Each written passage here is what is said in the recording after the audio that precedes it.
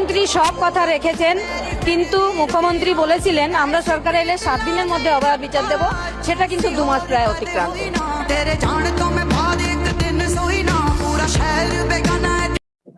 আপনি এখন বুঝতে পারবেন যে রাজনীতিটা আসলে কি, রাজনীতি যে কতটা খারাপ জিনিস সেটা আপনি এখন বুঝতে পারবেন। দেখুন, তার মানে এটা নয় যে আমি চাইছি না, এটা নয় যে আপনি বিচার না পান। পশ্চিমবঙ্গের প্রত্যেকটা মানুষ চায় যে আপনি আপনার বিচার পান। ভিডিওতে আপনি যাকে দেখতে পেলেন তিনি হচ্ছেন শ্রীমতী রত্না দেবনাথ, যিনি পানিহাটির বিধায়িকা। রিসেন্টলি তিনি একটা সাক্ষাৎকারে তিনি জানাচ্ছেন যে শুভেন্দু অধিকারী, মানে আমাদের যে বর্তমান চিফ মিনিস্টার আছে আমাদের পশ্চিমবঙ্গ রাজ্যের, তিনি তাকে বলেছিলেন যে 7 দিনের মধ্যে তার মেয়ের সঙ্গে যে অন্যায় অবিচার হয়েছিল, আমরা সকলেই জানি যে কি হয়েছিল, তো তার বিচার তিনি 7 দিনের মধ্যে পাবেন, বাট তিনি এখনো পাননি। আপনি যদি চাইতেন তখন যে আপনার মেয়ে সত্যিই বিচার পাক, তাহলে আপনি কোনো রকম কোনো রাজনৈতিক দলের সঙ্গে যুক্ত না হয়েও আপনি বিচার চাইতে পারতেন। বাট আপনি কি করলেন, আপনি একটা পার্টিকুলার রাজনৈতিক দলের সঙ্গে যুক্ত হলেন এবং এমএলএ টিকিট নিলেন।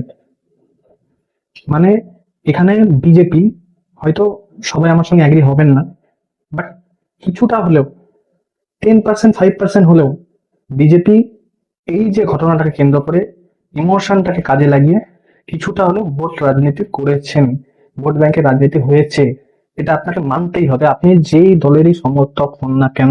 আপনাকে আমি উদাহরণ হিসেবে দেখিয়ে দিতে পারবো যে কিছুদিন আগে বেহালাতে একটা রেপ কেস হয়েছে, সেটা আপনারা সবাই জানেন, বা কেউ কেউ এখন জানেন না, তারা জেনে নিন ঘটনাটা কি।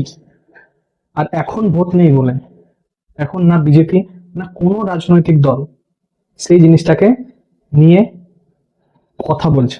আপনি কোনো রাজনৈতিক দলকে দেখতে পাবেন না যে এই বিষয়টাকে নিয়ে তারা কথা বলছে। কারণ কারণ কি, আপনি ইলেকশন নেই, নর্মাল ব্যাপার, এখন ইলেকশন নেই, এখন ইমোশনটাকে কাজে লাগানোর জায়গা নেই, তাই সেই বিষয়টাকে নিয়ে এখন কেউ রাজনীতি করবে না, তাই কথাও বলছে না, কারণ তাদের সেখানে কোনো কিছু লাভ হবে না।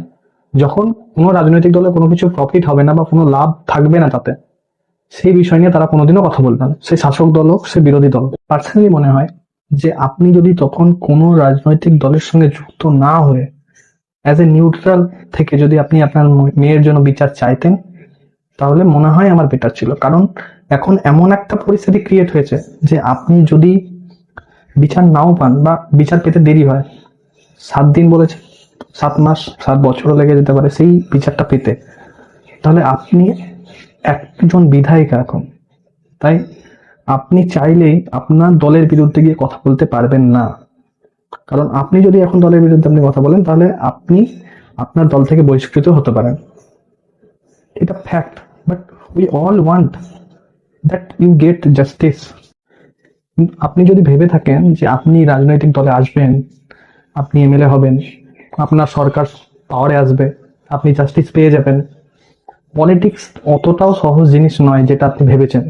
তো আপনি যদি সেই সময় নিউট্রাল থাকতেন, তাহলে আমার পার্সোনালি মনে হয় যে আপনি অনেক তাড়াতাড়ি, এখনকার থেকে অনেক তাড়াতাড়ি আপনি আপনার মেয়ের সঙ্গে যে ঘটনাটি ঘটেছে সেই ঘটনাটির ন্যায় বিচার আপনি খুব তাড়াতাড়ি পেতে পারতেন। লেটস হোপ, দেখা যাক কি হয়। আমরা সকলেই আশাবাদী, আপনার সঙ্গে আছি, আমরা সকলেই, আমরা পাশেও আছি যে আপনি আপনার মেয়ের সঙ্গে যে ঘটনাটি ঘটেছে অতীতে, সেই ঘটনার বিচার যেন আপনি পান, সেটার পক্ষে আমরা সকলেই আশাবাদী। তো দেখা যাক কি হয়।